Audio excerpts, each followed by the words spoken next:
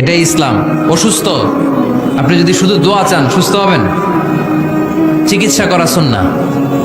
যেই রোগ হয়েছে ওই রোগের চিকিৎসা নেওয়া কি সুন্নাহ। আল্লাহর হাবিব অসুস্থ হলে চিকিৎসা নিতেন।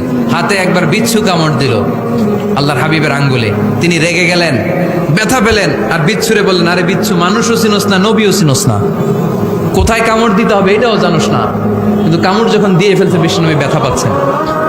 বিশ্বনবী সূরা ইখলাস পড়ে ফাতিহা পড়ে ফু দিতে লাগলেন, আর আম্মাজান আয়েশাকে বললেন লবণের পানি গরম দিয়ে ঢালতে থাকো।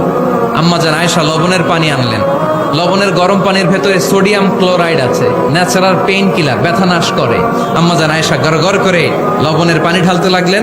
আল্লাহর হাবিব কোরআন পরে ফু দিতে লাগলেন। পানি ঢালা শেষ, গড় করে লবণের পানি ঢালা শেষ, বিশ্বনবীর দোয়া পড়া শেষ, এর মধ্যে আঙ্গুলের ব্যথাও শেষ। কারণ দুইটার সমন্বয় হয়েছে, দোয়াও আছে, দাওয়াও